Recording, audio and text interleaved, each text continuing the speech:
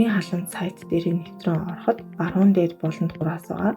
Тэр 3 зургаас дээр дарахад нэвтрэх болон бүртгүүлэх гэсэн 2 сонголт гарч ирнэ.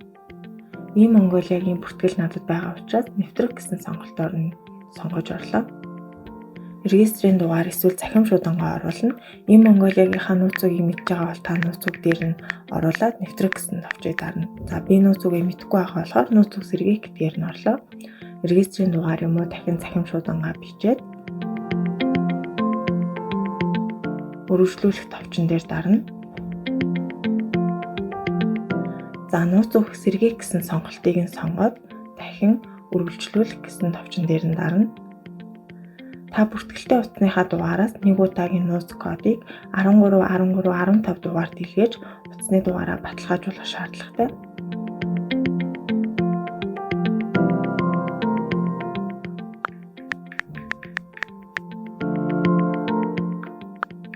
Нэг удаагийнхаа нууц үгийг 13 дугаард илгээснийхаа дараа буцаагаад E-халуун сайт руугаа нэвтрэн ороод шалгах гэсэн товчон дээр дарна.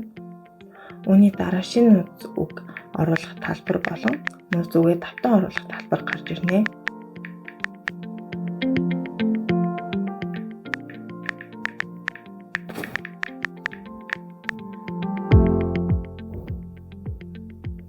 Нууц үгээ оруулсныхаа дараа хадгалах гэсэн товчон дээр дарснаар E-халуун сайтынхаа нэвтрэх нууц үгийг үсгэлээ гэсэн үг.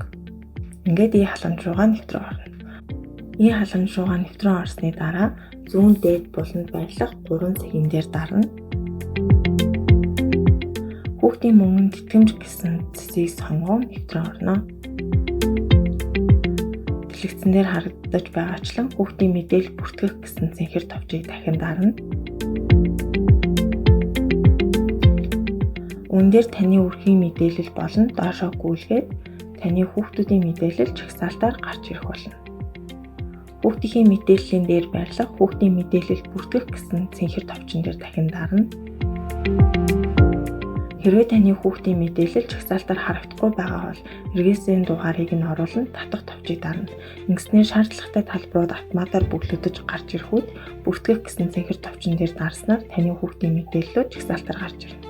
Манай хүүхдийн мэдээлэл жагсаалтаар харагдаж байгаа болохоор энэ үйлдэлийг хийхгүй.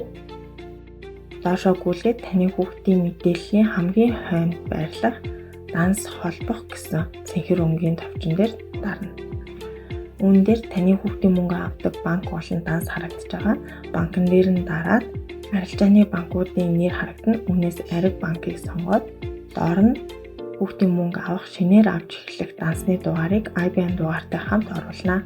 Та бүхэн дахин сануулхад заавал хүүхдийн харилцах данс байх шаардлагагүй. Хүүхдийн хадгаламжийн дансыг ч оруулах боломжтой гэдгийг анхаараарай. Дансны дугаарыг оруулсны дараа солих товчон дээр дарна.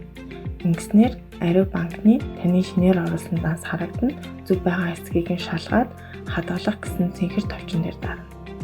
Амжилттай гэсэн бичиг гарч ирснээр таны хүүхдийн мөнгө авдаг данс ариг банкны таны бүртгүүлсэн дансаар солигдсон гэсэн.